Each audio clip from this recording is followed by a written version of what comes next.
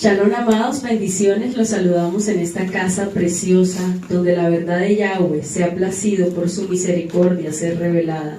Les invitamos a seguirnos en nuestras redes sociales, en nuestro canal de YouTube, Comunidad Llamas de Fuego para las Naciones, y estar allí haciendo esta sucesión de estudio para que usted, si está enceguecido dentro de esas comunidades donde se estableció un imperio salomónico, usted pueda abrir en este día y en las enseñanzas pasadas y futuro, pueda abrir sus ojos espirituales y pueda también enseñarle a otros la verdad de nuestro Rey. Bueno, y vamos a continuar la sucesión que ya hemos venido aprendiendo a través de los siervos, que se encuentra en Primera de Reyes, capítulo 8. Dice, entonces, vamos a estarla desarrollando de la versión Kadosh. Dice el primer verso, entonces, cuando Shlomo terminó la casa de Yahweh, ya aprendimos que no fue voluntad de Yahweh la creación del templo, ¿cierto? Que fue lo que quiso instituir Yahweh desde el comienzo, desde el Éxodo, fue un santuario y no un templo. Entonces, continuando la lectura, y su propio palacio, después de 20 años, él congregó en Jerusalén a todos los ancianos de Israel, todos los jefes de tribus, y a los principales de los clanes de los hijos de Israel. Entonces vemos que Salomón, después de 20 años, cuando ya terminó su ostentoso templo, él mandó llamar a todos los ancianos, a todos los jefes de tribus y a los principales clanes. O sea, ¿a quién mandó a llamar a Salomón? A quienes lo acompañaban, de acuerdo a lo que aprendíamos en los primeros capítulos. Sabemos que sus escribas, sus personas de confianza, eran personas que estaban completamente adiestrados a lo que Salomón dijera. Entonces, a esas personas fue lo que Salomón mandó llamar para mostrarles inicialmente todo lo que había realizado en ese templo. Para traer el arca, los mandó llamar, para traer el arca para el pacto de Yahweh de la ciudad de David, también conocida como Sión. Y decimos que ustedes saben el recorrido que tuvo el arca del pacto después del Mishkan. Sabemos que atravesó con Josué el río Jordán, camino de Jericó. Luego el arca estuvo en Gilgal, junto al mar Muerto, en Betel y Silo.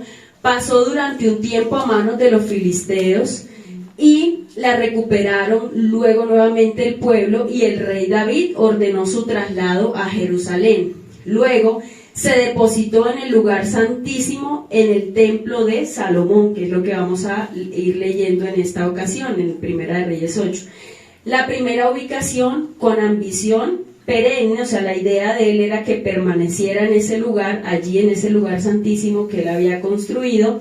Y en el año 587, con la invasión babilónica, comandados por Nabucodonosor, destruyeron y saquearon el templo, ¿verdad? Es como la sucesión que llevó el arca del pacto del Padre durante todo su recorrido después del Mishkan.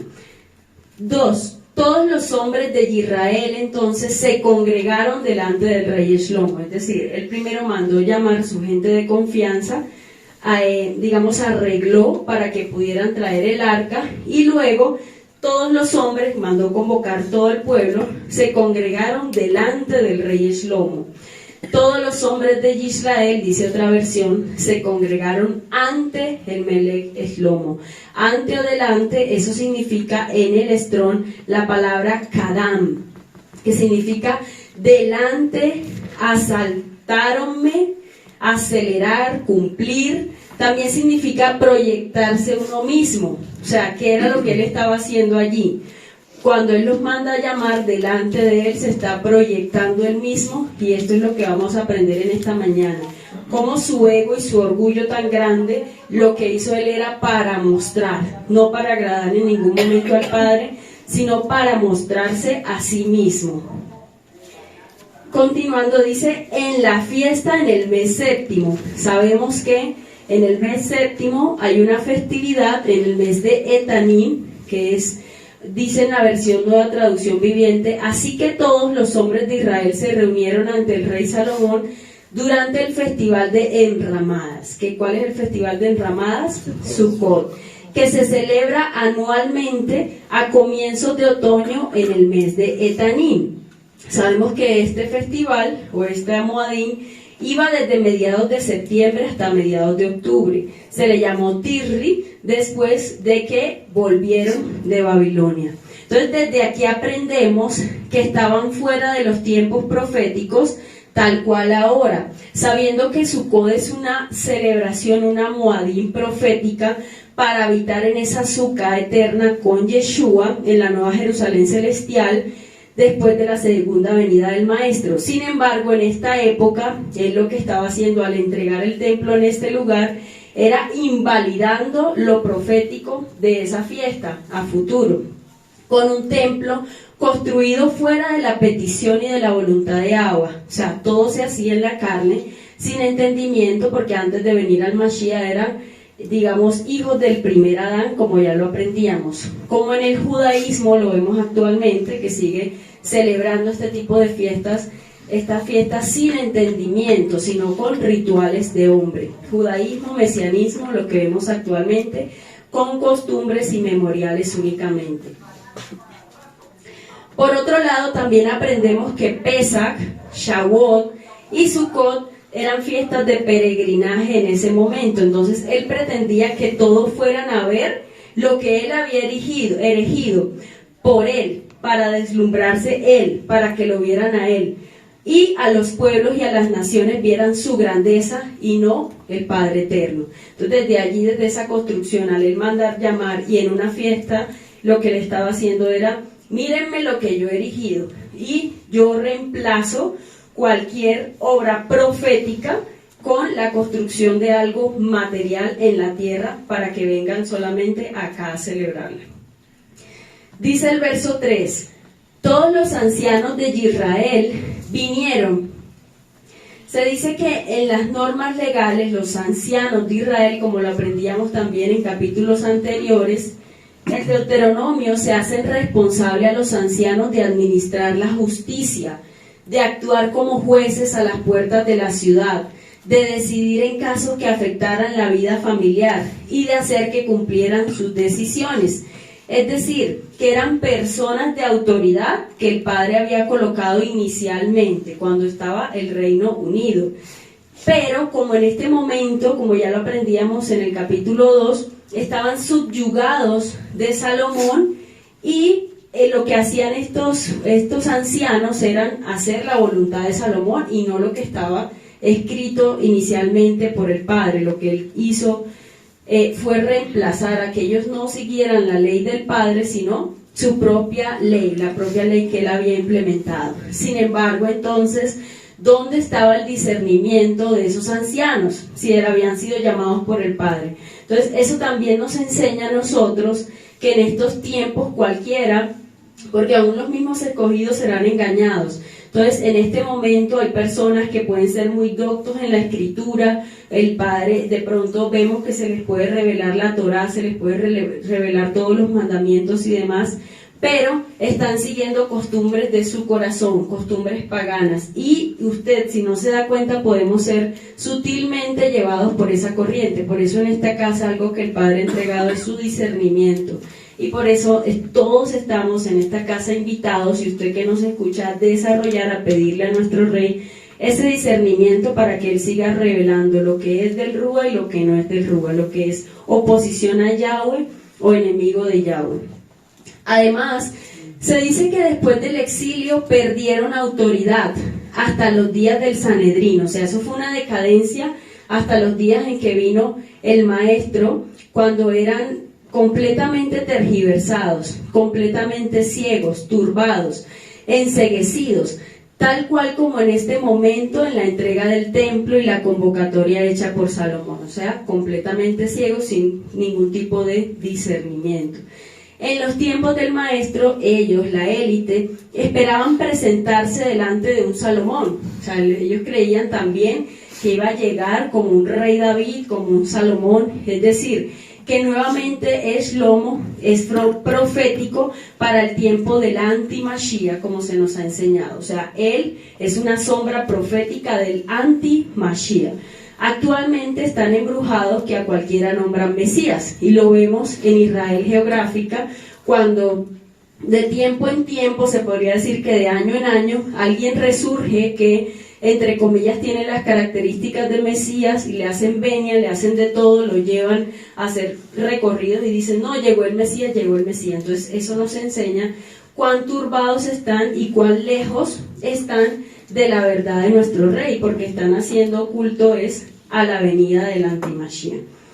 Los Kohanim, ¿quiénes eran? Sabemos que estaban tergiversados. Sin embargo, los Kohanim quiere decir los sacerdotes, los levitas, que ellos venían a traer el arca, como Salomón lo acababa de decir. Entonces, sabemos que ¿quiénes eran? Ellos estaban tergiversados. Sin embargo, al ser del orden levítico, y esto es necesario, el padre me lo aclaraba y se los comparto, al ser del orden levítico, los sacerdotes eran los únicos autorizados e instituidos por el padre para llevar el arca como estatutos, porque ellos estaban bajo el yugo de Salomón. Sin embargo, ya el padre había dado una palabra en Deuteronomio 10:8, donde dice, en aquel tiempo apartó Yahweh la tribu de Leví para que llevase el arca del pacto de Yahweh, para que estuviese delante de Yahweh, para servirle y bendecir su nombre como hasta hoy. Es decir, que él estableció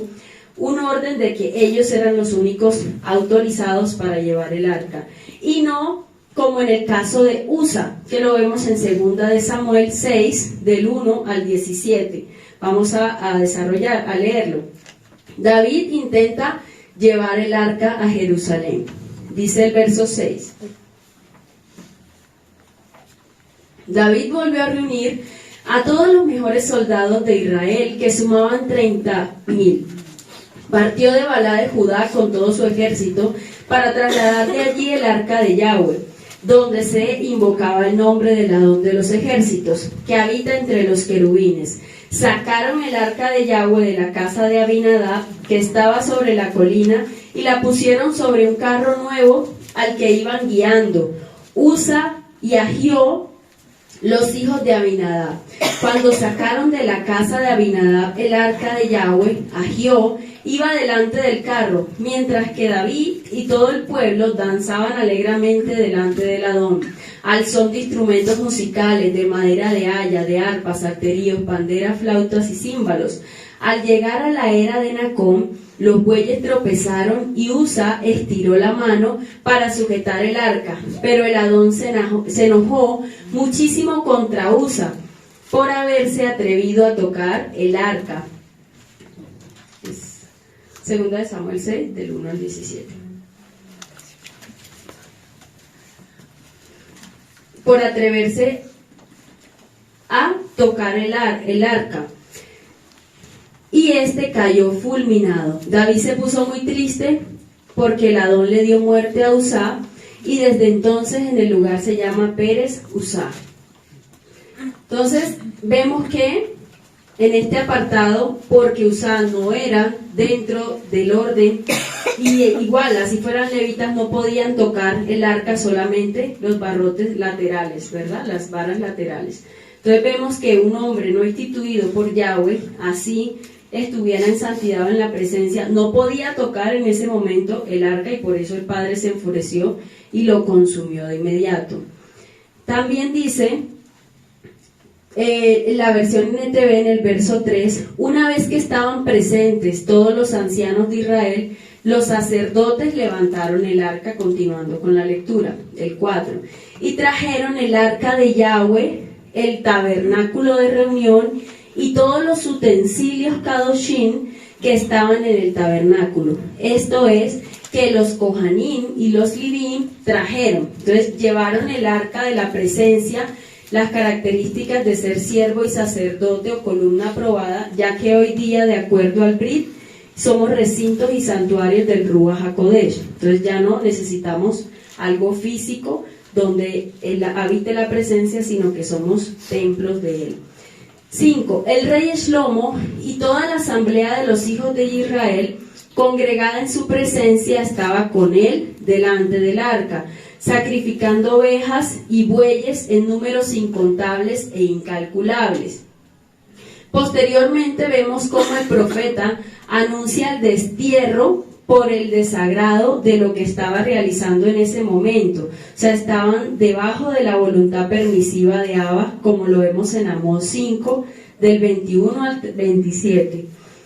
Odio todos sus grandes alardes y pretensiones, la hipocresía de los festivales religiosos y asambleas solemnes.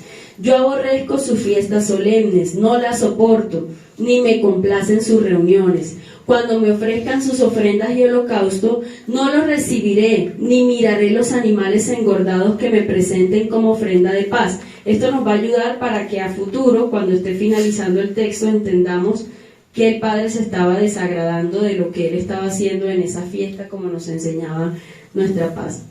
Alejen de mí la multitud de sus cantos, no quiero escuchar las melodías de sus liras. No aceptaré sus ofrendas quemadas, ni sus ofrendas de grano, ni siquiera prestaré atención a sus ofrendas selectas de paz. Fuera de aquí con sus ruidosos himnos de alabanza, no escucharé la música de sus arpas. En cambio, quiero ver una tremenda inundación de justicia y un río inagotable de rectitud. Israel, ¿acaso era a mí a quien traía sacrificios y ofrendas durante los 40 años en el desierto? ¿No servías a tus dioses paganos, Moloch, tu dios Kiun, tu dios estrella, las imágenes que hiciste para sí mismo? Entonces nos mostraba cómo dentro de lo que Salomón quería establecer, que era una fiesta para mostrar lo que él había enseñado y después de llevar el arca también, entonces nos enseña cómo a futuro el Padre se iba a desagradar de todo eso que él estaba haciendo en ese momento. Dice el verso 6, los Kohanim trajeron el arca del pacto de Yahweh dentro a su lugar, al lugar Kadosh Kadoshim que había establecido el Padre, que había establecido Salomón en el templo, debajo de las alas de los querubines, porque los querubines tenían extendidas las alas sobre el lugar del arca, cubriendo el arca y sus varas desde arriba. La palabra varas significa joter, del Strong 24:15, y significa rama, ramita, varilla, rama delgada. Dice que estas varas eran tan delgadas que sus extremos podían verse desde el lugar Makon Kadosh Makon, delante del lugar Kadosh Kadoshim, es decir, desde el lugar santo, pero no se podían ver desde afuera, y ahí están hasta este día. ¿Esto qué significa? Significa que en este momento el Padre y su cobertura aún permanecían, no quiere decir sobre Salomón, sino que sobre Israel, y en ese tiempo todavía el arca estaba la presencia del Padre, todavía no los había abandonado, de acuerdo a lo que hemos aprendido.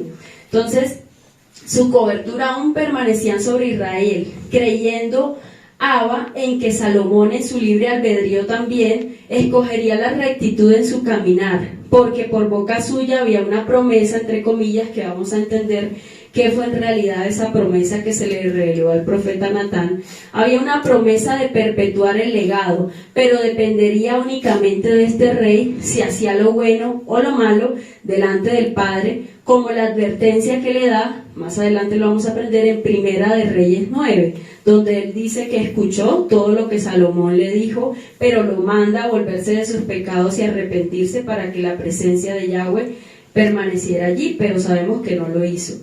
También el hecho de que se podían ver las varas largas, ese vástago extendido por 7 milenios, no se podrían ver, o sea, no se podrían discernir estando fuera del pacto. O sea, que si uno está fuera del pacto, no va a poder acceder a ese lugar santísimo, es decir, a la promesa después del Mashiach. No se podrían ver, quiere decir discernir estando fuera del pacto, ni tampoco en la carne como lo estaba Salomón, sino solo desde la creencia en Yeshua al acceder directamente al lugar santísimo por su sacrificio. No había nada, dice el verso 9, no había nada en el arca. Este texto, como nos enseñaba también nuestra paz, no es, bueno, sí es posible, pero como las palabras que usaba el texto, y estos textos fueron modificados y tergiversados, como nos han enseñado, no se puede desarrollar punto a punto y el Padre a través de su rúa nos guiaba a lo mismo y lo que hemos venido enseñando. No se puede desarrollar texto a texto, punto a punto, porque uno comprende a través del rúa, en su misericordia, que fue tergiversado en ciertas palabras, en ciertas sucesiones, y no era lo que el Padre quería hacer. Por tanto, no ven que lo desarrollamos como en esta casa se nos ha enseñado punto a punto, sino que toca frase e ir discerniendo cada cosa que el Padre y que Salomón tergiversaba para que estemos atentos a la instrucción. Entonces dice el verso 9, no había nada en el arca, excepto las 2 tablas de piedra que Moshe puso ahí en Horeb, cuando Yahweh hizo el pacto con los hijos de Israel en el tiempo que salieron de Misrayim. Dice la NTV, en el arca ninguna cosa había sino las 2 tablas de piedra que allí había puesto Moshe en Horeb, donde Yahweh hizo pacto con los hijos de Israel cuando salieron de la tierra de Misrayim. Entonces nos preguntamos, ¿por qué solamente hace alusión a que estaban las tablas? Se supone que habían más objetos, más cosas dentro del arca, ¿cierto? Pero sin embargo en este texto únicamente hace alusión a que estaban las tablas de los 10 mandatos. Es decir, como puede ser interpretado de esta manera, si no pueden cumplir solamente estos 10 mandatos, es decir, si no pueden cumplir Éxodo 20 delante de mi presencia, mucho menos verán el vástago de Isaí retoñar, y mucho menos van a tener la provisión eterna que es la Torá a través del maná. Eso puede ser de esa manera, me lo enseñaba el Padre. También podría ser, sin embargo, una segunda traducción hebrea dice, en el arca no solamente había las 2 tablas de Moshe, sino que en la traducción que habíamos leído anteriormente dice, únicamente había las 2 tablas. Pero en otra traducción hebrea dice, no solamente había las 2 tablas de Moshe que había puesto en Horeb, pero no menciona que había más, o sea que nos lleva también a la misma conclusión. Dice el verso 10, cuando los Kohanim salieron del lugar Makon Kadosh, la nube llenó la casa de Yahweh. Así que, el 11, así que a causa de la nube, los Kohanim no podían pararse a ministrar, porque la gloria de Yahweh llenó la casa de Yahweh. Al salir, dice otra versión, al salir los sacerdotes del lugar santo, una densa nube llenó el templo del Adón. Los sacerdotes no pudieron seguir con la celebración, a causa de la nube, porque la gloriosa presencia del Adón llenaba el templo del Adón. Dice Levíticos 16, capítulo 2, versículo 2, dijo el Adón a Moshe, di a tu hermano Aarón que no en todo tiempo entre en el lugar santo detrás del velo, delante del propiciatorio que está sobre el arca, no sea que muera, porque yo apareceré en la nube sobre el propiciatorio. Dice en Apocalipsis 15:8, y el templo se llenó con el humo de la gloria de Yahweh y de su poder, y nadie podía entrar al templo hasta que se terminaran las 7 plagas de los 7 ángeles. Significa también, podríamos interpretarlo como significa que era la presencia y el celo de Yahweh en ese lugar por estar presente, como aclaramos en un momento, el arca de su presencia, su santidad en medio de todo, por misericordia lo prometido entre comillas a David, para realizar advertencia a Salomón de su pacto con su padre y con lo que estaba a punto de hacer Salomón. Shlomo dijo, 12, Yahweh dijo, que el que habitaría en oscuridad densa, Yahweh dijo, el que habitaría en oscuridad densa, dice la NTV. Entonces Salomón oró, oh Adón, tú dijiste que habitarías en una densa nube de oscuridad. Y respondió Moshe, esto está en Éxodo 20, del 20 al 21, y respondió Moshe al pueblo, no temáis, porque Yahweh ha venido para poneros a prueba, y para que su temor permanezca en vosotros, y para que no pequéis.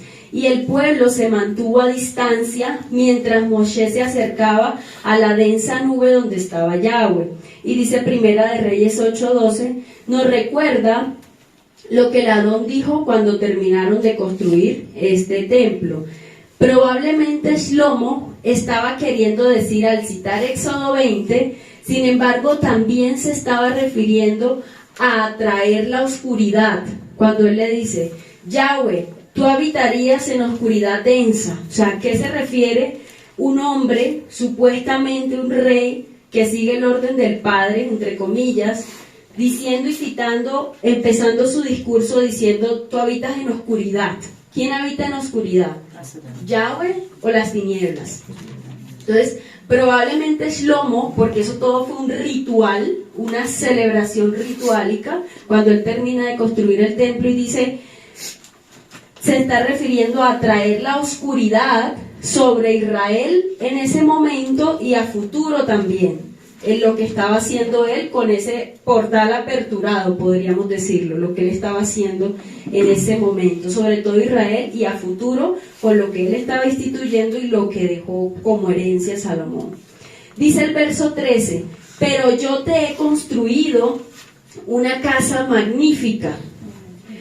Yo te he construido una casa magnífica, un lugar donde puedes habitar para siempre. Entonces, ahí uno queda, puedes habitar para siempre en un lugar donde está la idolatría, el pecado, donde está todo lo que Salomón instituyó.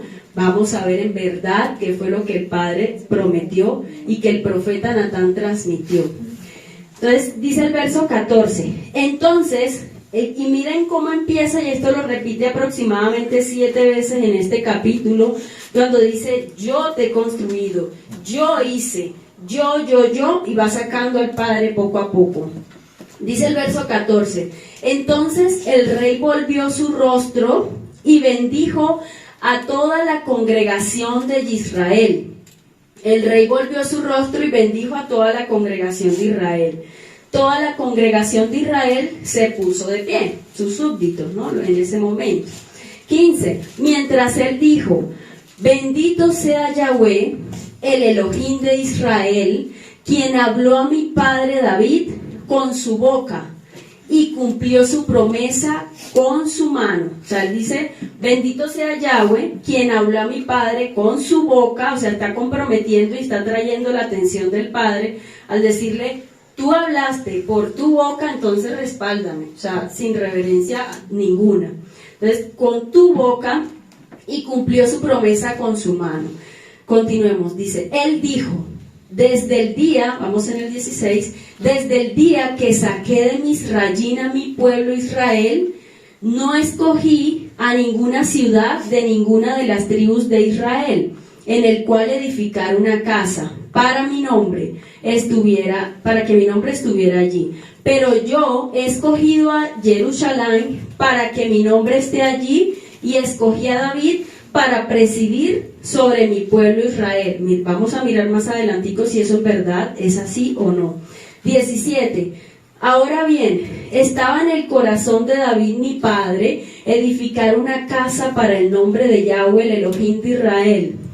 18. Pero Yahweh le dijo a David mi padre, a pesar de que estaba en tu corazón edificar una casa para mi nombre, e hiciste bien que estaba en tu corazón, no edificarás la casa, más bien, tu hijo que procede de tus entrañas, él edificará la casa para mi nombre. Entonces, también, esto lo que quiere decir, era un profético, o sea, lo que en verdad el Padre quería decir, y esto quebrantaba mi corazón muchísimo, porque creo que es el centro de la revelación de esto que el Padre nos enseña. Era profético un santuario donde el Rúa habitara después de Yeshua y del linaje de David. O sea, el Padre en ningún momento le dijo a él que iba a ser él quien le construyera un templo material, sino en verdad le estaba queriendo decir que del linaje de David, o sea, Yeshua era el templo vivo del Ruach HaKodesh, donde por medio de él nosotros podíamos acceder a ese templo del Ruach HaKodesh. O sea, que se cae la mentira de las religiones y del cristianismo, donde nos enseñó que, y no sabíamos, ¿Cómo sería?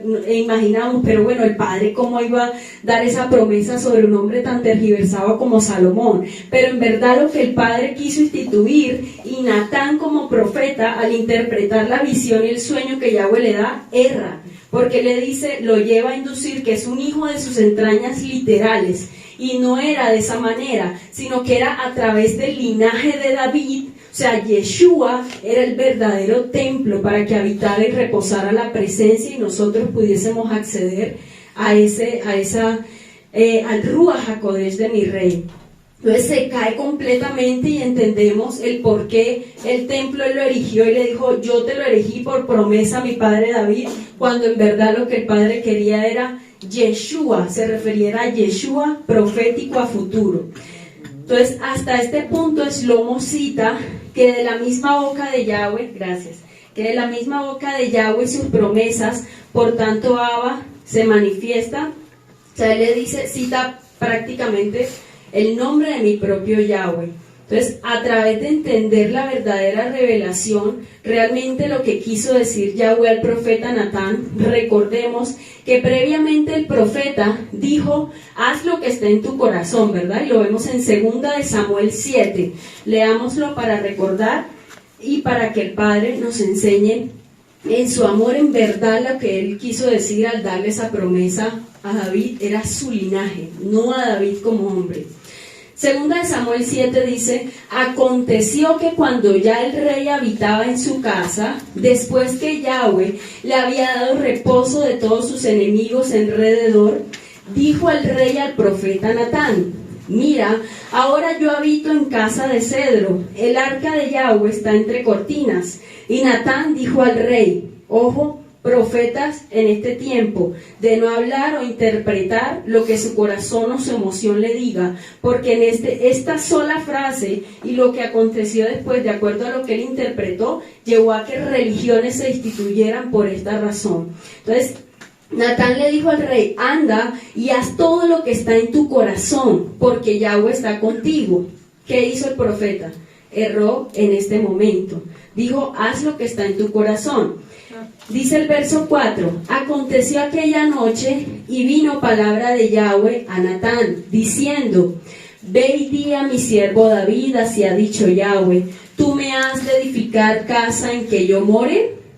Ciertamente no he habitado, miren lo que le dice el Padre, ciertamente no he habitado en casas desde el día en que saqué a los hijos de Israel de Egipto hasta hoy, sino que he andado en tienda y en tabernáculo, y en todo cuanto he andado con todos los hijos de Israel, he hablado yo palabra alguna de las tribus de Israel, a quien haya mandado apacentar a mi pueblo de Israel, diciendo, ¿por qué no me habéis edificado casa de cedro?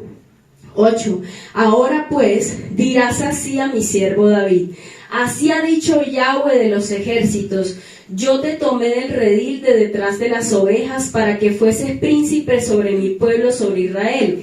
Y he estado contigo en todo cuanto has andado. Si delante de ti he destruido a todos tus enemigos y te he dado nombre grande, como el nombre de los grandes que hay en la tierra.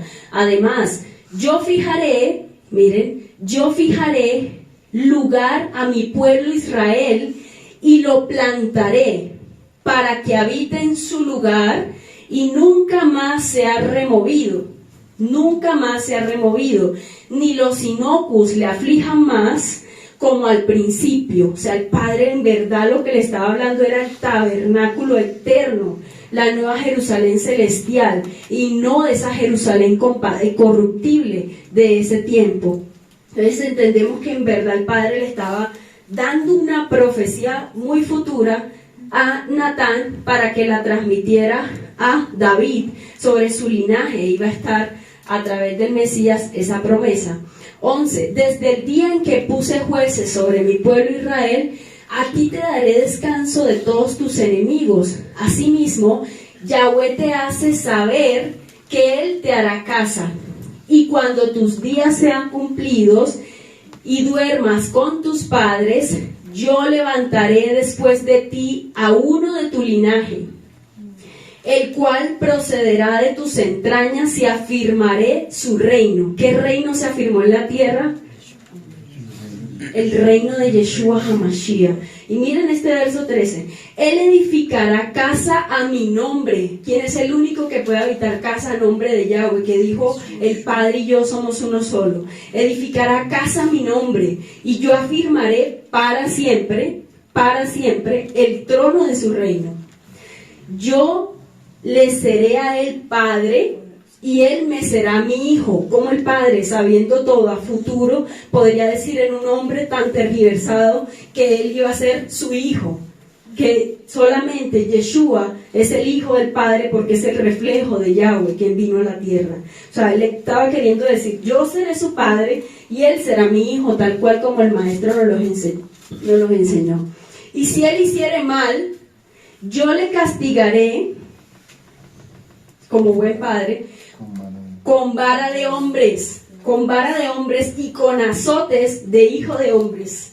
Dice Juan 19:1. Entonces Pilato mandó azotar a Yeshua con un látigo que tenía puntas de plomo. Los soldados armaron una corona de espinas y se la pusieron en la cabeza y lo vistieron con un manto púrpura. ¡Viva el rey de los judíos! Se burlaban de él mientras lo abofeteaban. Y en él no había pecado, pero fue por amor a nosotros.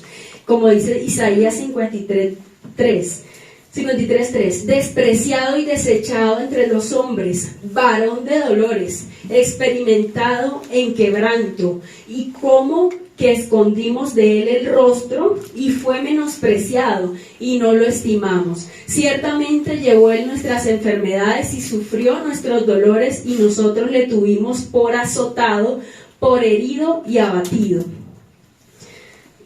Dice el 15, pero mi misericordia, continuando el Padre, mi misericordia no se apartará de él. O sea que en todo tiempo, incluso todo el tiempo estuvo el Padre, como la parte de Saúl, el cual quité de delante de ti. Y 16, también profético, y será afirmada tu casa y tu reino para siempre, o sea, de tu linaje, no de tu hijo natural tergiversado. Y tu casa y tu reino para siempre, delante de tu trono, y tu trono será estable eternamente. Yahweh no se iba a futuro a arrepentir, porque él no es hombre para mentir ni para arrepentirse. O sea que Yahweh a futuro no se iba a arrepentir, diciendo en un texto eternamente. Esto era profético para el Mesías y no para un hombre que hizo tanto daño a las naciones. Dice el 17, conforme a todas estas palabras y conforme a toda esta visión, miren, lo que hizo Natán el profeta, por eso hay que tener mucho cuidado, conforme a todas estas palabras y conforme a esta visión, así habló a David. O sea que Natán le habló lo literal a David. Dice el 18, y entró el rey David y se puso delante de Yahweh y dijo, Adón Yahweh, ¿quién soy yo y qué es mi casa para que tú me hayas traído hasta aquí? Y aún te ha parecido poco esto, Adonai Yahweh. Pues también has hablado de la casa de tu siervo en lo porvenir. Es así como procede el hombre, Adón Yahweh. ¿Y qué más puede añadir David hablando contigo? Pues tú conoces a tu siervo, Adón Yahweh. Todas estas grandezas has hecho por tu palabra y conforme a tu corazón, haciéndolas saber a tu siervo. Por tanto, tú te has engrandecido, Yahweh Dios, por cuanto no hay como tú, ni hay Dios fuera de ti, conforme a todo lo que hemos oído por nuestros oídos. ¿Y quién como tu pueblo, como Israel, nación singular en la tierra? Y David continúa diciéndole en agradecimiento en lo que el profeta le transmite, y él se alegra porque cree que en su generación física, sus entrañas físicas, iba a estar toda esa descendencia eterna. Dice Romanos 1:3, la buena noticia trata de su hijo. En su vida terrenal, él fue descendiente del rey David, confirmando lo que acabamos de expresar. Él fue descendiente del rey David. Dice la Reina Valera, acerca de su hijo, nuestro Adón Yeshua, que era del linaje de David, según la carne, dice, miren, según la carne, entre paréntesis dice entrañas. O sea que en verdad el Padre le estaba mostrando a futuro y cómo iba a ser. Y quedó demostrado que era el Hijo de Yahweh cuando fue resucitado de los muertos mediante el poder del Ruach HaKodesh. Entonces esto yo creo que es lo más tremendo que a nuestro corazón se nos puede revelar y ahora entendemos por qué un hombre tan tergiversado hizo tanto daño en nombre de Yahweh. O sea, se autonombraba y decía, porque por tu boca le dijiste a mi papá que había un linaje sobre mí, yo te dejo este templo y hago esto. Y miren que en verdad lo que el Padre había hecho era una profecía para el cumplimiento y la venida del Mashiach. Dice el verso 20, ahora Yahweh ha cumplido su palabra hablada, porque yo he sucedido a mi Padre y me siento en el trono de Israel, como Yahweh prometió. Miren. Y yo he edificado la casa, yo he edificado la casa para el nombre de Yahweh, el Elohim de Israel.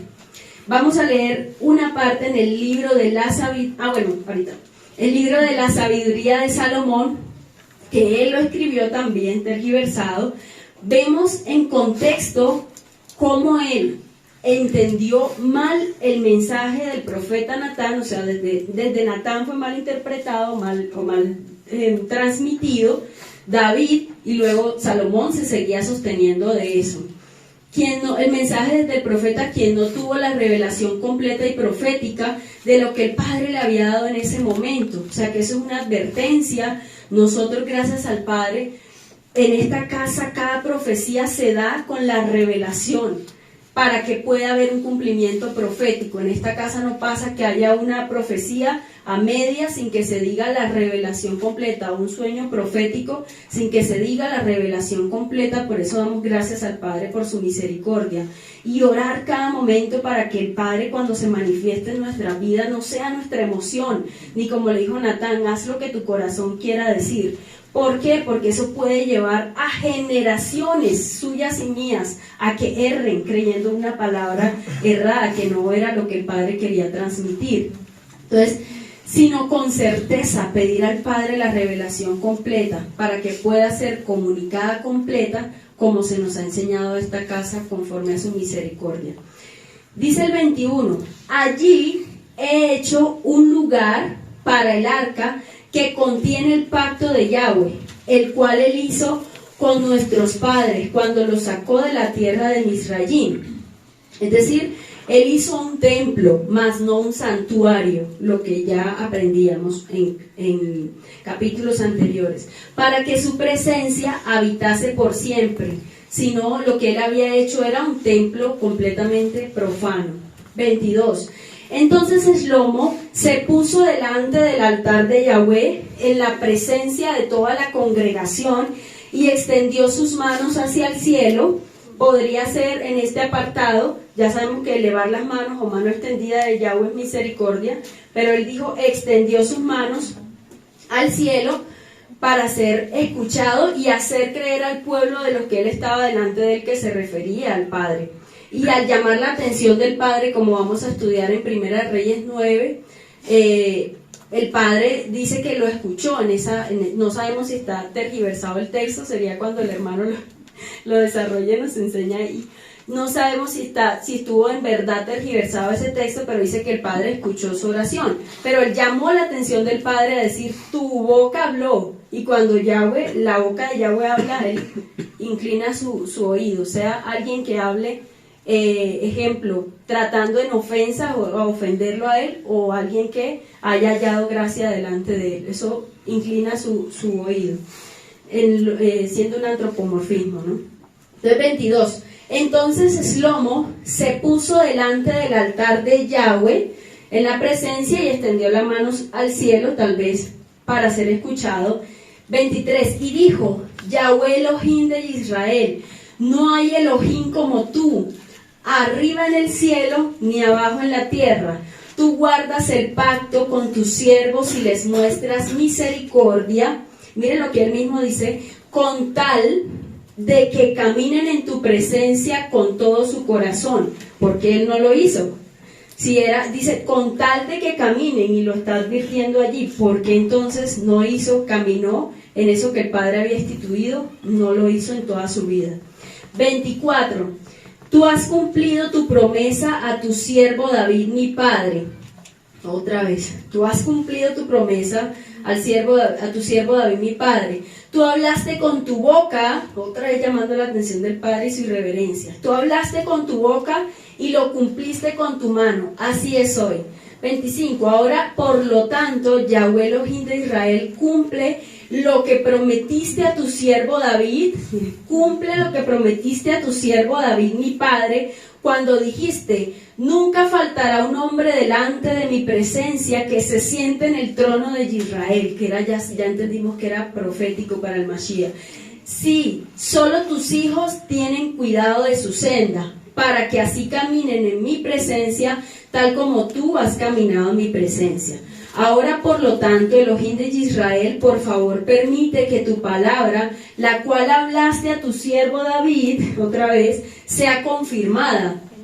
Pero ¿puede Elohim realmente habitar con los hombres en la tierra? ¿Por qué los cielos mismos, aun los cielos de los cielos, no pueden contener? Así que, ¿cuánto mucho menos esta casa que yo he edificado a tu nombre? Dice Jeremías 33, del 14 al 26, a partir del verso 14 dice: He aquí, vienen días, declara el Adón, en que cumpliré la buena palabra que he hablado a la casa de Israel y a la casa de Judá. En aquellos días y en aquel tiempo, miren, haré brotar de David un renuevo justo. O sea, Jeremías sí estaba en el Rúa y en la profecía de Abba, y eso que fue posterior. Y en aquel tiempo haré brotar de David un renuevo justo. ¿Salomón fue justo? No. Para nada. Un renuevo justo. Él hará juicio y justicia en la tierra. ¿Quién es el único que vendrá como juez a las naciones? En aquellos días estará a salvo Judá, y Jerusalén morará segura. Y este es el nombre con el cual será llamada el Adón, justicia nuestra. Porque así dice el Adón: nunca le faltará a David quien se siente sobre el trono de la casa de Israel. Y a los sacerdotes levitas nunca le faltará quien en presencia mía ofrezca holocausto, queme ofrendas de cereal y prepare sacrificios todos los días. Dice el 19: vino palabra del Adón a Jeremías diciendo: así dice el Adón, si pudierais romper mi pacto con el día y mi pacto con la noche, de modo que el día y la noche no vinieran a su tiempo, entonces también se podría romper mi pacto con mi siervo David, y él no tendría hijo para reinar sobre su trono con los sacerdotes levitas, mis ministros. O sea, con Yeshua, nuevamente el profeta lo menciona: como no se puede contar el ejército del cielo, ni se puede medir la arena del mar, así multiplicaré la descendencia de mi siervo David, quien vienen las 12 tribus, y de los levitas que me sirven, o sea, nosotros los que somos parte de ese remanente. Y vino palabra del Adón a Jeremías diciendo: ¿no has observado lo que este pueblo ha hablado diciendo? Si las 2 familias que el Adón escogió las ha desechado, desprecian a mi pueblo, ya no son una nación ante sus ojos. Así dice el Adón: si no permanece mi pacto con el día y con la noche, y si no he establecido las leyes del cielo y la tierra, entonces desecharé a la descendencia de Jacob y de mi siervo David, para no tomar de su descendencia quien gobierne sobre la descendencia de Abraham, de Isaac y de Jacob, pero yo restauraré su bienestar y tendré de ellos misericordia, que es la restauración a futuro que vendría a través del linaje de David por medio de Yeshua, o sea, la redención final de las 12 tribus de Israel, o sea, la redención de Efraín y de Judá. 28, continuando con el desarrollo. Aún así, Yahweh Elohim de Israel, presta atención, nuevamente desafiando a mi rey, ahí llamando su atención. Aún así, Yahweh Elohim de Israel, presta atención a la oración y súplica de tu siervo. Escucha el clamor y oración de tu siervo, está orando en tu presencia este día.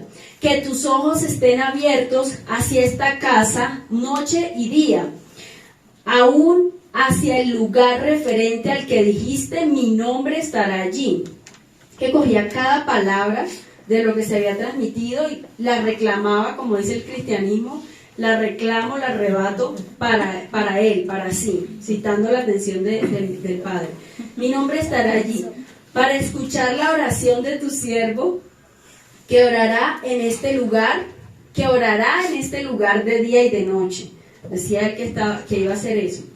También aquí aprendemos que hacía alusión a lo mencionado anteriormente, es decir, quiso forzar la profecía a su favor, suplicando ante Yahweh el ser escuchado sin el contexto profético, más allá de paredes dobladas, construidas por paganos, porque sabemos que él todo lo dobló. Si Padre dijo una cosa, yo voy a hacer dos. Construidas por paganos, como aprendíamos, a su antojo, a costa de el sacrificio, de la opresión, de la esclavitud, del hambre de todo el pueblo en ese momento, sino solamente lo tomaba desde lo literal. Dice el 30, sí, escucha la súplica de tu siervo y también aquella de tu pueblo Israel. Cuando ellos oren hacia este lugar, oye en el cielo donde tú habitas, y cuando oigas, perdona. Entonces, aquí había un trabajo a una población migrante de judíos askenazíes en Argentina, donde decían, ahora bien, al comenzar con el trabajo de campo, o sea, unos exploradores de las religiones se dieron a la tarea a mirar por qué a esa comunidad askenazí ubicada en Argentina. Y miren, acabando en contexto del texto que acababa de citar Salomón, que decía que donde ellos estuvieran tenían que mirar hacia la ciudad. Miren lo que hicieron estos investigadores y citan así. Ahora bien, al comenzar con el trabajo de campo entre estas comunidades judías askenazí, surgió el problema sumamente interesante de las orientaciones en las prácticas religiosas. Como en muchas religiones, en el judaísmo resulta relevante la orientación al momento de la oración. Fundamentalmente es importante orar hacia Jerusalén, orar hacia el templo, según la Enciclopedia Judaica, edición 2007. De su entrada a Misra, la costumbre de mirar hacia el templo durante las oraciones tiene orígenes bíblicos. Lo acabamos de leer, ¿sí o no? Entonces, vamos a ver a partir de este texto hacia adelante que Salomón fue el que hizo y nació, digamos que creó los fundamentos y los pilares de muchas religiones. O sea, que tanto daño le hizo para enceguecer a Israel, para que se demorara más ese retorno, para que estuviera confundido entre las naciones.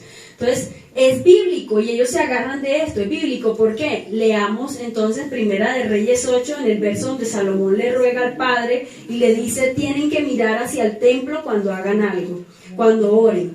Entonces, dice que durante las oraciones tiene orígenes bíblicos, comenzando con la oración del rey Salomón.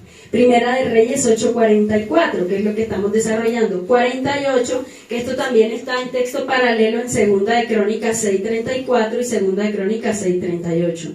Sin embargo, una referencia bíblica explícita es una oración orientada hacia Jerusalén. Solo aparece también, tergiversa en el texto de Daniel 6:11, donde se menciona que Daniel, durante el exilio babilónico, rezaba en una habitación superior con las ventanas abiertas en dirección a Jerusalén, según un autor que se llama Peterson. Esta orientación judía de la oración recibe un peso especial tras la destrucción del templo.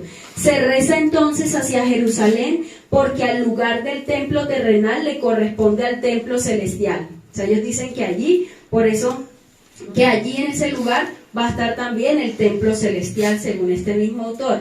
Esta costumbre es trasladada a la ley en el periodo rabínico, quedando fijada en la Mishnah y ampliada en el Talmud. Este se establece que el que se encuentre en la diáspora se dirigirá hacia la Eretz, hacia la tierra de Israel, en la tierra de Israel, hacia Jerusalén, en Jerusalén, hacia el templo, en el templo, hacia el santuario supremo. Si un hombre está al este, escuchen este trabalengua, se podría decir, si un hombre está al este del templo, él debería girar hacia el oeste. Si está al oeste, este hacia el este. Si está en el sur, gire hacia el norte. Y si está en el norte, gire hacia el sur. Así, todos los judíos dirigen sus plegarias hacia un lugar. En la Misra está también en la Enciclopedia Judaica 2007, página 392. A su vez, esta importancia de la oración orientada en el judaísmo se ve reflejada en construcciones arquitectónicas, en especial en las sinagogas. Estudios arqueológicos nos dicen, bueno, para no ampliar un poco tanto en esto, sí es necesario que sepamos que todo lo que ellos hicieron fue a partir de esta base bíblica para establecer de que debían mirar hacia Jerusalén desde el exilio, desde que estaban allí. Obviamente tenían que ir allí, pero cuando salieran a la diáspora tenían que ubicarse y donde estuviera, mirar hacia donde estaba el templo de Jerusalén. Y toda su arquitectura iba rodeado alrededor de esto.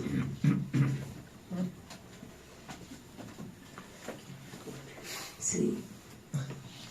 Dice, lo anterior en ninguna manera resulta relevante para el verdadero caminar en el Mesías.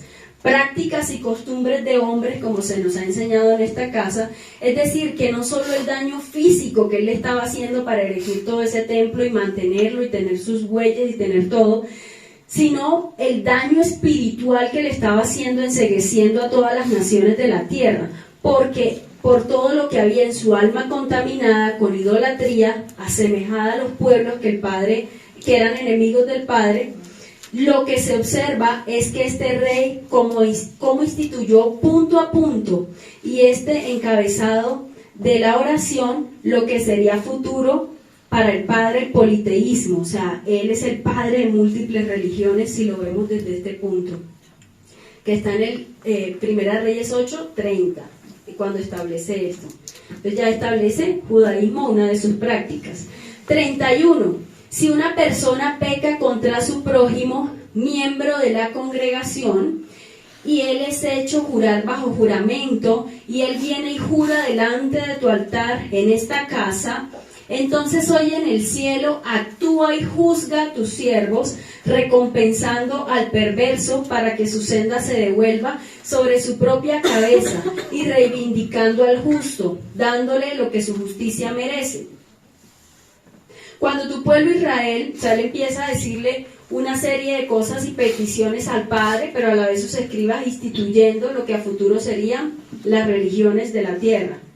Cuando tu pueblo Israel, miren, cuando tu pueblo Israel peque contra ti y a consecuencia sea derrotado por el enemigo, entonces si ellos se vuelven a ti, confiesan a tu nombre, oran y hacen su súplica a ti en esta casa, oye en el cielo, perdona el pecado de tu pueblo y tráelos de regreso a la tierra que tú les diste a sus padres.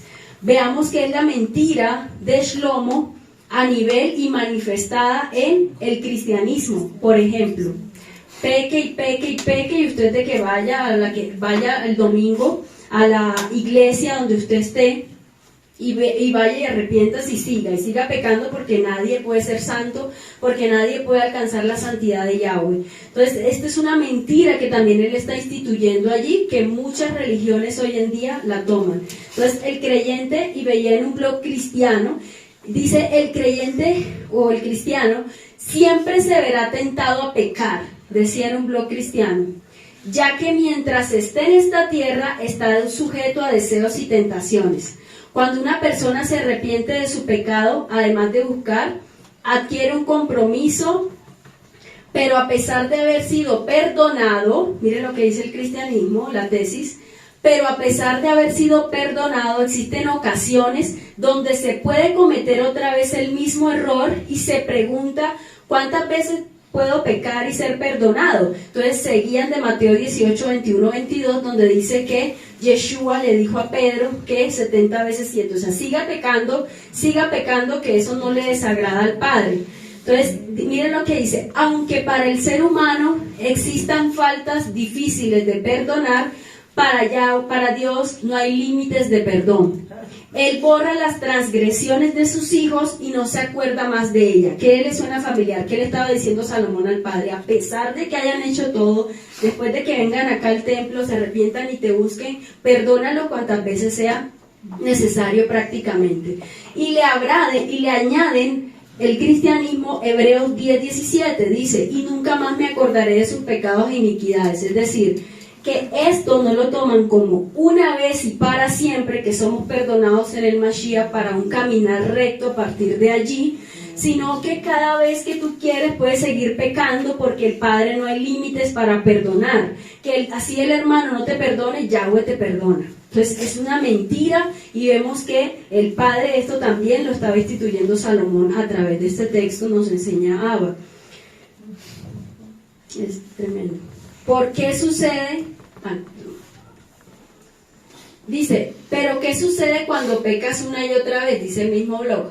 Cuando una persona cae siempre en el mismo pecado, nada más, miren lo que dice sutilmente, corre el riesgo de que su corazón se endurezca, aparentando así un falso arrepentimiento. O sea, no hay temor completamente del Padre en cuanto a seguir y seguir y seguir pecando. Continuando con la lectura, dice 35. Cuando ellos pequen contra ti, dice Salomón, cuando ellos pequen contra ti y a consecuencia el cielo sea cerrado, así no haya lluvia, entonces si ellos oran hacia este lugar, hacen confesión a tu nombre y se vuelven de su pecado, cuando tú lo hayas afligido, oye en el cielo, perdona el pecado de tu siervo y de tu pueblo Israel, puesto que tú permaneces enseñándoles el buen camino por el cual ellos deben caminar, y manda lluvia sobre tu tierra, la cual has dado a tu pueblo por herencia. Esto investigaba el fundamento de la iglesia satánica. ¿Qué quiere decir? Que entre más tú peques, entre más tú hagas la oposición a la Torah de Yahweh, más serán los cielos abiertos para ti, para tu vida y para todos los que sirvan a Satán. Entonces es el fundamento de la iglesia satánica, en el cual establece que así tú tienes todos los cielos cerrados. Ejemplo, un cantante no le va bien, tiene todo cerrado, no vende ni un long play, no vende nada, y tú vas al rey de las tinieblas, ofreces tu alma, tú y tu generación o tu vida o lo que tú quieras, lo pones al servicio de él, inmediatamente los cielos se abrirán a tu favor y venderás, pero al final tu alma será para perdición. Entonces, si usted que nos escucha y en algún momento usted de pronto a través del testimonio de un hombre estuvo o está en el satanismo, creyendo que va a ser victorioso en este mundo, Pablo decía, todo lo tengo por basura, desechó completamente todo cuando conoció al Maestro. Por eso, si en este día usted que nos escucha, así como fue revelación para cada uno de nosotros, lo que el enemigo le pueda ofrecer en esta vida será para perdición de usted y de su generación. Entonces, para que tome la determinación y a través de este texto pueda enseñarle a otros también cómo se instauró las religiones desde este hombre de pecado, una sombra profética del anti-Mashiach. Entonces, es lo que el enemigo ha hecho en sus congregaciones, porque también, como es un imitador de todos, entonces las congregaciones que establece, ese es su principal, uno de los principales pilares. 37. Si hay hambruna en la tierra, o añublo significa niebla, moho, palidez, lividez, torbellino, significa tempestad, tempestuoso, o sea, dice Salomón, si hay hambruna en la tierra o añublo, o sea, si hay tempestades, torbellinos, huracanes, tizoncillos, langostas, o sea, demonios, o si sus enemigos vienen a la tierra y los asedian en cualquiera de sus ciudades, no importa qué tipo de pestilencia, enfermedad, pestes, todo lo que estén viviendo, o tormentas eléctricas, demás, entonces, sin importar qué oración o súplica que cualquiera haga de entre todo su pueblo Israel, porque cada individuo sabrá lo que está plagando su propia conciencia, y la persona extiende sus manos hacia esta casa, o sea, rendir la idolatría al templo para que los aleje de todo mal, o sea, quiere decir, vamos a rendir la idolatría, vamos a mirar hacia el templo para que si hay tempestad, langosta, plaga, todo se vaya, la aleje de la doctrina. Adivinen qué doctrina es esta, que nos lleva completamente a la idolatría de un lugar que si yo no voy ese día delante de esa imagen, pues no puedo derribar, no puedo conducir bien, no puedo navegar bien, no puedo, doctrina católica.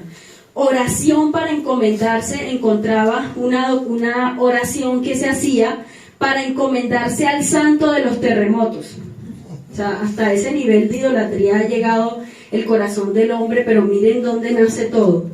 Porque él dice que Salomón le estaba diciendo al Padre, a pesar de todo lo que estén viviendo, pestes, pestilencias, terremotos, lo que sea, después de que ellos se vuelvan su mirada acá, al templo, hacia este lugar, tú podrás escuchar y derribar todo eso. Entonces, había una oración que decía encomendarse al santo de los terremotos. Y aquí aparece que es el nombre de San Emigdio de Ascoli, un santo venerado por su conexión especial por la protección ante el desarrollo de estos eventos que causan pérdida, dolor y destrucción.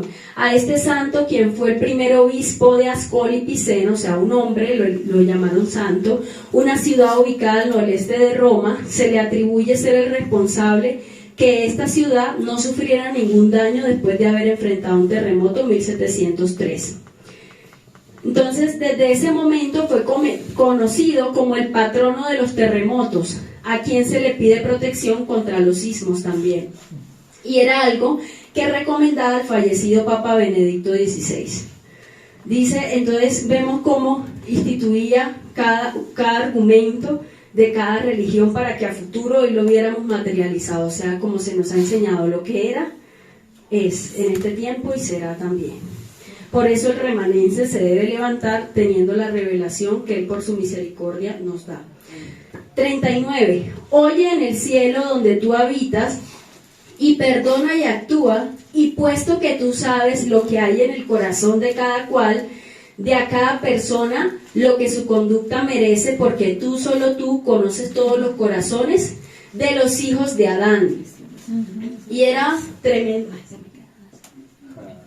Era tremendo porque ya les voy a, será en el WhatsApp de la Keila, unas imágenes muy espantosas, diría yo, unas imágenes muy espantosas, porque aquí lo que le está diciendo, tú conoces los corazones de todos los hijos de Adán. Y encontraba un texto muy antiguo de la religión católica. De hecho, el autor no escribe bien, sino lo mezcla con un poco de latín, y se lo comparto para que lo vean en el WhatsApp de la Keila, pero es tremendo cómo nos muestra lo que en verdad esta religión instituyó y defendiendo el argumento salomónico, ¿no? Miren cómo se llama este texto antiguo. Dice, tú conoces el corazón de todos los hijos de Adán. Sabemos, se nos ha enseñado que antes de Yeshua, todos eran bajo la naturaleza caída del primer Adán. Pero miren la veneración, y ya había venido el Mashiach a la tierra. Y miren cómo este texto dice, santidad y gloria, se llama así el libro, santidad y gloria sublime del universal Padre de los hombres Adán, cierta fe católica, veneración y culto público que al Santísimo Padre puede consagrarse. O sea, ¿qué padre están consagrando? A Adán. Y gloria sublime del universal Padre de los hombres, Adán. Entonces, ¿cómo establece? Y yo me tomaba el trabajo de leer este tratado, porque es un tratado, dice, apologético. ¿Cómo enseñan a que Adán debe ser santificado y debe ser venerado en las naciones de la tierra? Entonces, ¿qué estaba haciendo Salomón a través de esto? También mencionando los hijos. ¿Por qué no dice de los hijos tuyos, Yahweh? Tú conoces el corazón de los hijos de Adán, de los hijos de Adán, sí. Entonces, Adán, sabemos el pecado que cometió y cómo religiones hoy en día, y él manda en este tratado, que está en medio latín y medio español, manda a venerar a Adán. Manda a venerar a Adán como si fuera que él hubiese hecho algo wow, para nosotros digno de imitar, en vez de imitar al verdadero que cumplió todo, que fue el maestro, que fue Yeshua. Entonces miren lo que dice. Diles que fue el mayor, Adán, diles que fue el mayor de cuantos ha habido. No apeteció ser Dios, sino semejante a Él. Comenzó a hacer penitencia antes de salir y continuó por 930 años vivió. Fue Adán sacerdote, sumo sacerdote, y fue profeta, y enseñó a sus descendientes los ministerios. Reveló a Dios la encarnación, o sea, como fue la reencarnación de Yahweh. Tuvo comunicación con los ángeles, tuvo muchas virtudes, hizo voto de calidad. Adán es el mayor de los santos, excepto la Virgen. Explícale al lugar, bueno, ahí viene un texto en latín, y tiene la gloria él mismo en el lugar. Entonces, continúa diciendo un poco de barrabasadas, diría yo, en cuanto a esa veneración y gloria y culto a Adán, y él le sugiere dentro de esos apartados que leía ahí en ese texto antiguo, le sugiere a la Iglesia Católica y a donde él pertenece en esa congregación, le sugiere que hay que venerar, empezar a venerar, porque Adán fue un santo que debe ser venerado. Entonces, miren, nos damos cuenta el daño a toda la tierra con esto que él instituía en cada apartado. Entonces, ¿él qué estaba haciendo? Exaltando la naturaleza caída y Adán como padre primero, digno de honra, como lo vemos en este antiguo texto católico. Para que así ellos te teman a ti, siguiendo en el 40, para que así ellos te teman a ti por el tiempo que vivan en la tierra que tú diste a nuestros padres. También, el extranjero que no pertenece a tu pueblo Israel, cuando él venga de un país distante a causa de tu nombre, judaísmo, islam, lejanos, exiliados. Adicionalmente nos muestra cómo iba a ser extendida la idolatría, eso es lo que él está mostrando, cómo iba a ser extendida la idolatría hacia todas las naciones de la tierra para que se fomentara en todo lugar la idolatría y el culto pagano. Es decir, que al él decir esto, expresar esto, también le estaba diciendo que a los que fueran a salir, cuando retornaran, trajeran toda esa idolatría, y no solamente eso, que la extendieran por donde fueran con estos principios que él les estaba dando acá. 42. Porque ellos oirán tu nombre, tu mano fuerte, tu brazo extendido, cuando él venga y ore hacia esta casa. O sea, el orgullo de sus templos y de sus mezquitas. Entonces, oye en el cielo donde tú habitas y actúa de acuerdo con todo lo referente que el extranjero está clamando a ti, para que todos los pueblos de la tierra conozcan tu nombre y te teman como lo hace el pueblo de Israel, para que ellos sepan que esta casa que yo he edificado. Y vemos este término que era lo que les mencionaba, que ahorita veíamos, yo he edificado. Este término aparece 6 o 7 veces en el mismo capítulo, que nos otorga un significado de lo que había en su alma, conforme a lo que enuncia el libro de la sabiduría, que es un compendio que él realizó, también desde su autoría. Vamos a leer el libro de la sabiduría, capítulo 8, versos del 7 al 18. Dice, el subtítulo se llama La sabiduría, esposa perfecta, lo escribió Shlomo. Dice a partir del verso 7, a quien ama la justicia, ella le da como fruto las virtudes, porque la enseña templanza, prudencia, justicia y fortaleza. No hay nada más sutil que esto en la vida de los hombres. Y si es una rica experiencia lo que se anhela, ella conoce el pasado y adivina el futuro. Ella conoce el pasado y adivina el futuro. Él tenía una ¿cómo se puede decir? Una fijación con el hecho de la sabiduría, que incluso también llegó a idolatrar esa parte en su vida. Entonces dice, su sabiduría, Jogma, como ya sabemos, no Binah. Es una rica experiencia lo que se anhela. Ella conoce el pasado y adivina el futuro. En vez de decir, Yahweh conoce nuestro caminar en esta vida, no, la sabiduría divina y sabe. Sobre los giros del lenguaje y la clave de los enigmas, sabe de antemano signos y prodigios, y conoce la sucesión de tiempos y estaciones.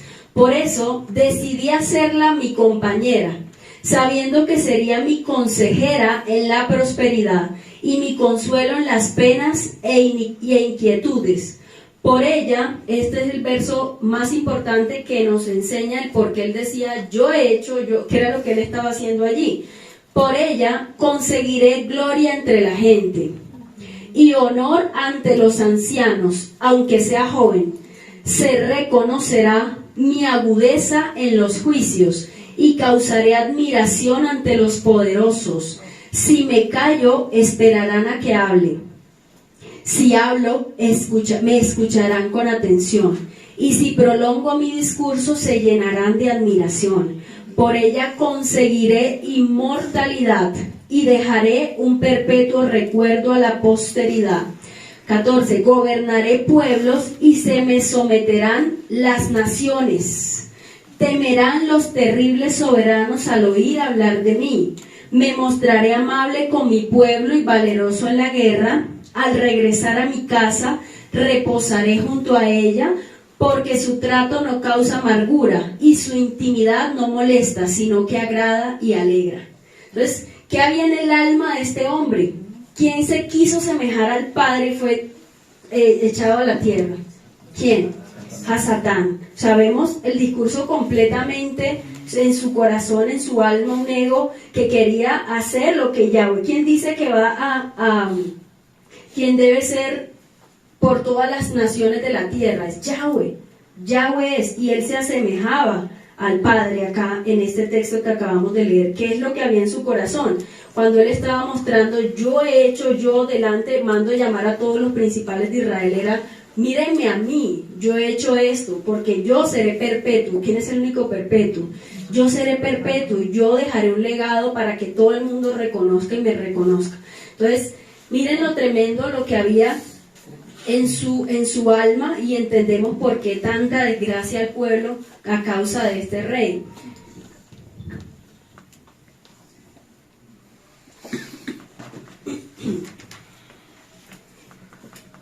Dice, Salomón quería impresionar durante toda su vida y ser mayor aún que el propio Creador, o sea, un discurso completamente satánico. Por tanto, el templo lo construyó una idolatría de pueblos paganos y no miaba, ni por su voluntad, porque el reino, como ya el Padre nos enseñaba, era un reino eterno a través de su Hijo Yeshua. 44. Si su pueblo sale a pelear contra su enemigo, no importa por cuál camino tú los mandas, y ellos oran a Yahweh hacia la ciudad que tú nos has escogido, hacia la casa que yo edifiqué en tu nombre. Entonces en el cielo oye su oración y súplica y ejecuta juicios para ellos. Si sucede que ellos pecan contra ti, miren lo que dice ahí, ¿qué dice en su versión? Si sucede que ellos pecan contra ti, ¿qué dice? Si pecan contra ti. Que no peque. Porque no hay hombre que no peque. Mire, si sucede que ellos pecan contra ti, porque no hay nadie que no pequen, y también investigaba un discurso mormón, y dice, no importa lo que tú hagas, no importa qué pecado tengas, no importa lo que tú hagas, Yahweh siempre te perdonará. Discurso mormón.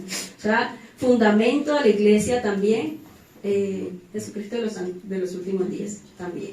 Entonces, también, amado, con todo el amor, si usted está allí, busque la senda verdadera, la verdad, que es el único camino, es Yeshua, pero en la senda de la verdad. Jeremías 6:16. Sin importar lo que hayas hecho, Él siempre te amará. Y también hasta lo dice en la propaganda, ¿no? En la que vemos en YouTube. Doctrina de religiones paganas en general.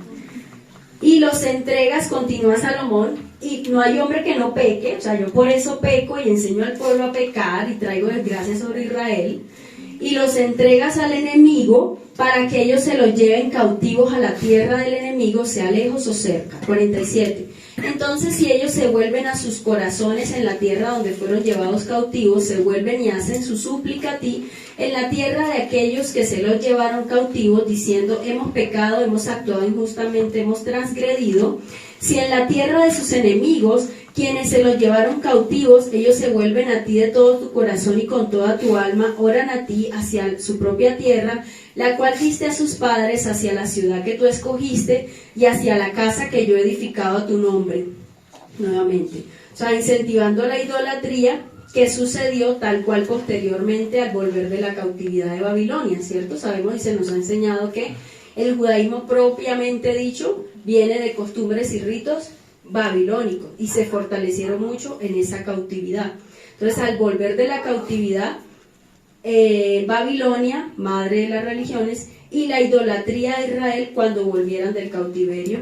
¿De quién provenía esta revelación que él estaba diciendo? Porque prácticamente podríamos decir, wow, Salomón estaba en el espíritu y estaba profetizando que los pueblos iban a ser exiliados y cuando retornaran hallaran la misericordia del Padre. Satanás también revela.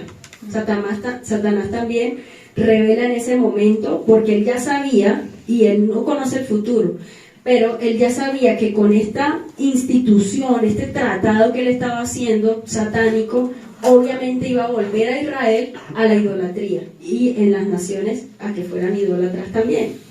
49.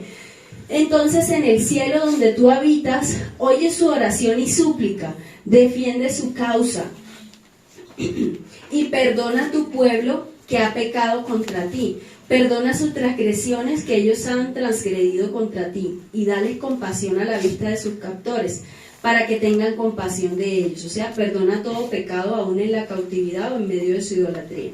Porque ellos son tu pueblo, tu herencia, a quienes sacaste de la tierra de Misraim, de las llamas del horno de hierro. Y esto lo citó de Deuteronomio 4, 19 al 20, donde dice: no sea que levantes los ojos al cielo y veas el sol, la luna, las estrellas, todo el ejército del cielo, y seas impulsado a adorarlos y a servirlos, cosa que él sí hizo, cosa que el Adón tu Elohim ha concedido a todos los pueblos debajo de todos los cielos. Pero a ustedes el Adón nos ha tomado del horno de hierro de Egipto para que fueras pueblo de su heredad como lo sois ahora. Entonces, ¿por qué si el Padre en este texto les advierte de la idolatría, que ojo que no fueron la idolatría del sol, la luna, todo lo que había en los astros?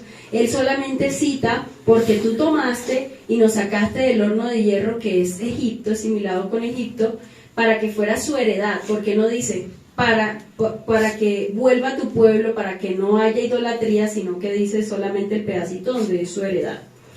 52. Sean tus ojos y tus oídos abiertos a la súplica de tu siervo y a la súplica de tu pueblo Israel, para que tú los escuches cuando sea que ellos clamen a ti. Porque tú hiciste una distinción entre ellos y todos los pueblos de la tierra, por tú hacerlos como tu herencia, como tú dijiste por medio de Moshe tu siervo, cuando sacaste a nuestros padres de Misraim. Entonces, analicemos esto.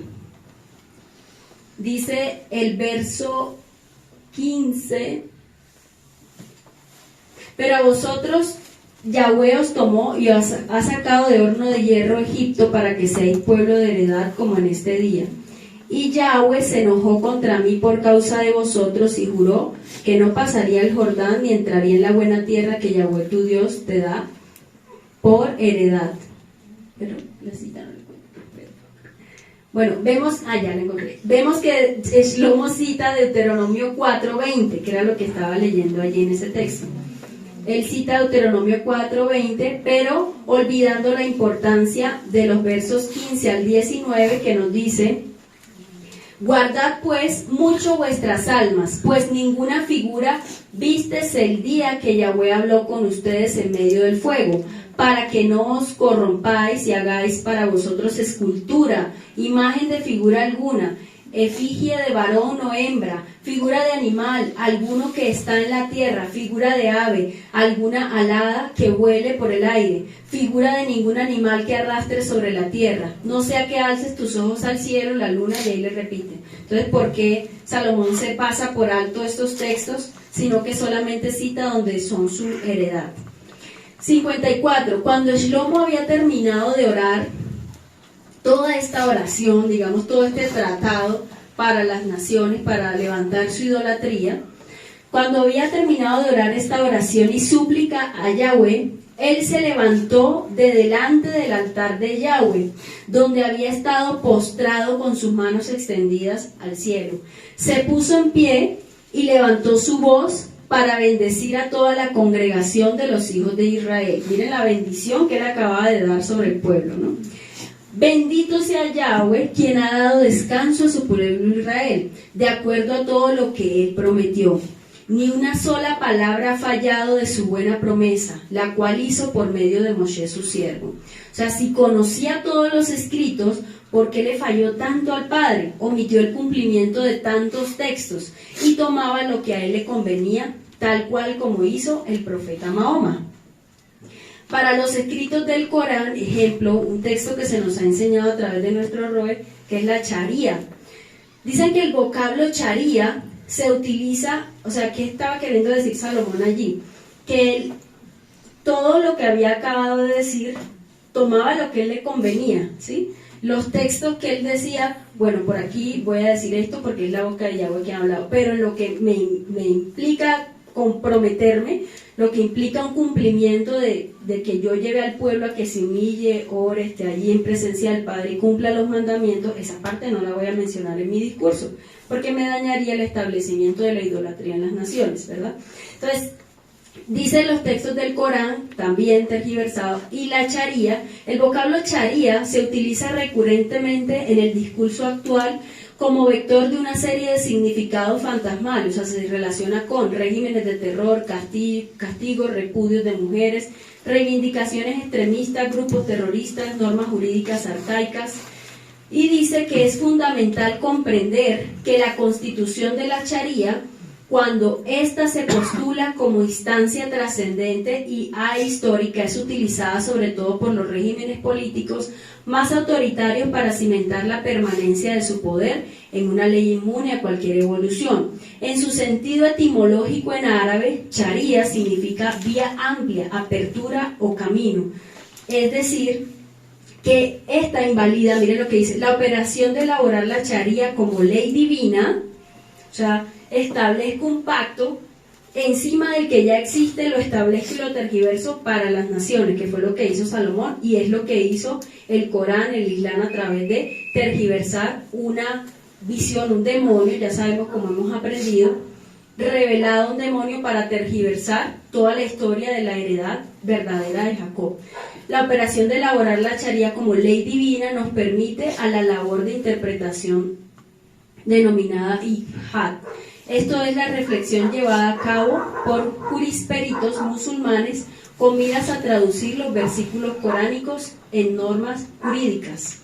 O sea, convertir, un siglo después de la revelación del Corán, se fundaron en los países islámicos numerosas escuelas jurídicas que evaluaron la ley divina, o sea, lo que se conocía en esos textos divinos en ese momento, de diferentes maneras, fueran cual fueran las distintas interpretaciones y divergencias entre los diversos juristas y filósofos, todas ellas coincidían en reconocer que los textos sagrados no eran para legislar, o sea, no eran para instituir leyes. Por eso ellos sacan de todo lado un pedacito para tergiversar y esto lo establecen como si fuera una ley, porque dice, también pusieron en relieve, o sea, observaron la ley de Yahweh y que no revestía una forma totalmente acabada en los textos revelados. O sea, ellos invalidaron la ley del Padre y dijeron, por ahí no es, porque esto no nos va a ayudar a tener el dominio de todas las pueblos, de todas las naciones. O sea que Salomón tal vez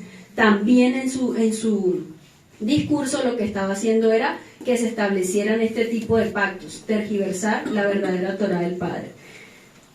O sea, lo que estaban haciendo acá en estos textos es invalidar las leyes divinas, diciendo que eran incompletas y no les iban a ayudar para su gobierno en la tierra. 57. Que Yahweh nuestro Elohim esté con nosotros como Él estuvo con nuestros padres. Nunca nos deje ni nos abandone. De esta forma, Él incline nuestros corazones hacia Él. O sea, de esta forma, Él incline nuestros corazones hacia Él.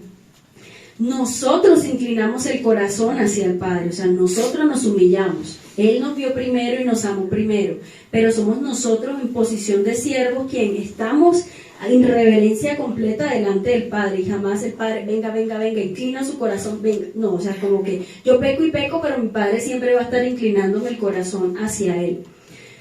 No haga rogándonos para amarle, para servirle, después de tener todo en esta casa, su Torá, su revelación, sus hijos, siervos puestos por él, sus beneficios eternos, para que nosotros, dice la generación que él estaba levantando, o sea, de esta forma él incline nuestros corazones hacia él, para que nosotros caminemos de acuerdo a sus caminos y observemos, dice observemos tus mandamientos, entonces no dice para que cumplamos, para que hagamos, sino para que observemos. ¿Qué es observar?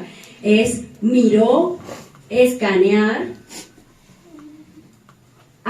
considerar, observar también en el Strong Nabat, es la palabra Nabat y significa considerar, contemplar, o sea, para que no le estaba diciendo para que nosotros y nuestra generación haga y cumpla tus mandamientos conforme a tu voluntad, sino que para que observaran los mandamientos, o sea, consideráramos y contempláramos a ver si de pronto los cumplíamos. Es decir, observar sin ningún compromiso al cumplimiento verdadero. Observaran sus misbot, leyes y estatutos, los cuales él ordenó a nuestros padres obedecer. O sea, no está mencionando que a él y su generación que continúa, sino un mandato a sus antepasados.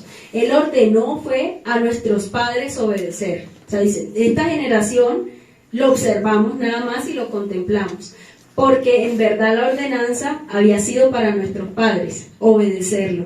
O sea, que no hay ningún compromiso de parte de él, ni que lleve al pueblo a cumplirlo, obviamente. 59. Que estas palabras mías, que yo he orado en mi súplica delante de Yahweh, estén presentes con Yahweh nuestro Elohim, día y noche, para que él defienda la causa de su siervo y la causa de su pueblo Israel para siempre. Entonces, todos los pueblos de la tierra sabrán que Yahweh es Elohim, no hay otro. Entonces, ¿por qué puso tantos delante del Padre? Así que nuestros corazones sean perfectos hacia Yahweh nuestro Elohim, caminando en Kedushá por sus leyes y otra vez observando, al igual que en la versión hebrea que acabamos de leer, sus misbot como en este día. Entonces el rey Shlomo y todos los hijos de Israel ofrecieron sacrificios delante de Yahweh. Para el sacrificio de ofrendas de Shalom que Shlomo ofreció a Yahweh, él ofreció 22,000 bueyes, 120,000 ovejas. Así el rey y todos los hijos de Israel dedicaron la casa de Yahweh. A través de esto también estaba instituyendo festividades paganas. ¿Por qué? Porque la paz nos enseñaba que en esta fiesta que se cita a partir del verso 63 eran digamos fiestas completamente abominables delante del Padre, donde eran muchos días en rebeldía completa, en orgías, en cosas detestables a los ojos de nuestro Abba Kadosh. Entonces también a través de esto, lo que dijo, mire, así el rey y todos los hijos de Israel dedicaron la casa de Yahweh. ¿Quién dedica? Cuando el Padre algo lo bendice el Padre, no el hombre a través de dedicaciones y cosas que puede hacer, porque allí da nacimiento, a ejemplo, a una fiesta que se llama la fiesta de dedicación, que es Hanukkah, que en este tiempo la estamos viendo, y la historia sabemos que es después de Judas el Macabeo, donde dice que la historia de Hanukkah está íntimamente, porque dice que dedicaron, o sea, Salomón con esta fiesta que empieza a hacer, dedica el templo erigido por él delante del Padre, según lo que él dice en el texto. Pero la fiesta de la dedicación, que es Hanukkah, que es para este tiempo, Hanukkah en el hebreo significa también dedicación o iniciación. Entonces la historia de Hanukkah está íntimamente relacionada a la historia del templo, o sea que ¿qué estaba instituyendo él? Esta festividad pagana, a la historia del templo judío en Jerusalén, ya que el primer templo fue construido por Salomón, hijo de David, y lo inauguraron en el 953. Este lugar de santo culto fue totalmente destruido en el 586 cuando vino la invasión babilónica de Nabucodonosor. Entonces, un poquito de la historia de Hanukkah, dicen que para limpiar el templo de la profanación que había en ese entonces, Judas Macabeo, y limpiarla del culto pagano y restaurarla a su uso apropiado, una nueva menorá estaba iluminada con solo una pequeña cantidad de aceite de oliva consagrado, que era apenas suficiente para una noche. O sea, ellos dejaron en consagración al culto pagano una menorá encendida, que debía durar solo una noche. Sin embargo, la luz milagrosamente continuó ardiendo durante 8 días y noches hasta que llegó un nuevo suministro de aceite. Es por esto que en la actualidad las tradicionales candelabros de Hanukkah, llamados Hanukkah, cuentan con 8 brazos principales y una novena vela llamada Shamash, que significa siervo, se usa para encender a las demás. Se enciende una vela cada noche para conmemorar las 8 noches llenas de luz. Es aquí también donde Hanukkah obtiene su segundo nombre, la festividad de las luces, que también es llamada fiesta de las luminarias o lucernarias. Entonces, ¿qué estaba haciendo? Miren el 64 lo que dice: el mismo día el rey dedicó, o sea que estaba haciendo una dedicación a su estilo, como él lo haría los días que él dijera, no los días que estaban establecidos que debía durar Sukkot, sino los días que él quisiera, estaba estableciéndolo allí, estaba dedicando. Y miren que la historia detrás de Hanukkah y así muchísimas fiestas fueron también instituidas a partir de el mover y la emoción de hombres. El mismo día el rey, y es casual, que no es casualidad que sea para la misma época de Navidad, cuando celebran el paganismo del niño Dios naciendo, o del divino niño naciendo el 25 de diciembre. El mismo día el rey dedicó como Kadosh el centro del patio delante de la casa de Yahweh, porque allí él tenía que ofrecer la ofrenda quemada, la ofrenda de grano y la grasa de la ofrenda de Shalom, porque el altar cual estaba delante de Yahweh era muy pequeño para cargar todas las ofrendas quemadas y los sacrificios de ofrendas de Shalom. 65. De modo que Shlomo celebró la festividad en ese día. Todo Israel, una reunión inmensa, aún una gran asamblea que había venido desde todo el camino, desde la entrada de Hamad al arroyo de Misrayim, celebraron con él delante de Yahweh, nuestro Elohim, en la casa que él edificó, comiendo y bebiendo y regocijándose delante de Yahweh Elohim por 7 días. O sea, toda esta celebración que él instituyó duró 7 días. ¿Cuánto dura Sukkot? 7 días, ¿verdad? Se supone que él estaba en ese tiempo, pero como él todo lo doblaba, todo lo tergiversaba, dice que por 7 días y después 7 días más, o sea, 14 días por todo. O sea, luego del milagro de Hanukkah, que era lo que veníamos aprendiendo, se establecieron 8 días. Y también podemos analizar que conforme a Abba son 7 días de santa convocación de Sukkot, pero él tergiversa todo. Y esto estaba en Levítico 23:34, donde dice: habla a los hijos de Israel y diles: a los 15 días de este mes séptimo será la fiesta solemne de tabernáculo a Yahweh por 7 días. Y él era bien instruido en Torah, ni para decir que no sabía, pero era todo contrario, para que el Padre en este tiempo mostrándonos todo lo contrario a lo que el Padre había instituido, o sea, un anti-Mashiach. Sin embargo, Shlomo desafiaba y por eso doblaba todo. 66. En el 8º día, él despidió al pueblo, ellos bendijeron al rey y regresaron a sus tiendas llenos de alegría y gozo de corazón, por toda la bondad que Yahweh había mostrado a David su siervo y a Israel su pueblo. Así termina como tal el discurso del rey Salomón en Primera de Reyes 8, lo que el Padre nos enseña en su misericordia y en su bondad, para abrirnos los ojos en este tiempo. Entonces, ¿qué podríamos concluir a partir de lo que Abba primeramente me instruía para transmitir con amor y con reverencia lo que él nos enseñaba? Entonces, para transmitir y quitar esas vendas de Efraín ciego, confundido en medio de las naciones. Oigan lo que Abba viene a decir a su pueblo, que para que sean verdaderamente libres en Yeshua, y concluía 3 puntos. El primero es que el Padre, por medio de este estudio, nos enseña la verdadera revelación del templo. Era un santuario santo profético para Yeshua, como lo veíamos, y no se invalida esa promesa a la que él se aferró por mucho tiempo, que decía: es para tu generación, tu entraña física, que es Salomón. No era así, era profético. 2. También la importancia de interpretar correctamente las visiones proféticas que se dan y que mi Abba da, ya que juntamente cuando Él entrega una visión, oremos en reverencia también y postrados la revelación de eso para que la podamos interpretar para este tiempo y para futuro. 3. También que Salomón en su ego y orgullo erigió y extendió e influyó para la creación de estatutos o bases sólidas para muchas religiones, para fiestas paganas.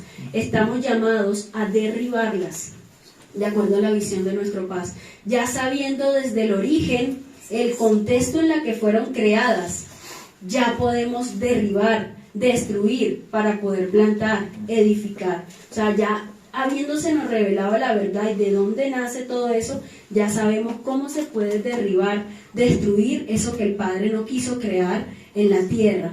Y de esta manera poder plantar y edificar a los lugares a donde vayamos la verdadera Torá, la revelación del Maestro para los esparcidos a las naciones de la tierra, enseñando a que vivir en Kedushá sí se puede, que es el argumento más fuerte que hay, que no se puede vivir en santidad, y sin santidad nadie verá al Padre. O sea, nunca habrá un lugar santísimo en cada uno de nosotros si no vivimos en Kedushá, y esa es la mentira de las religiones. Y sí se puede vivir en Kedushá y ser apartados como pueblo Kadosh, y no como las mentiras de las religiones enseñan que no se puede, porque siempre habrá pecado, como dijo Salomón en este texto. El Eterno les bendiga y damos gracias por su amor y su bondad con esta casa.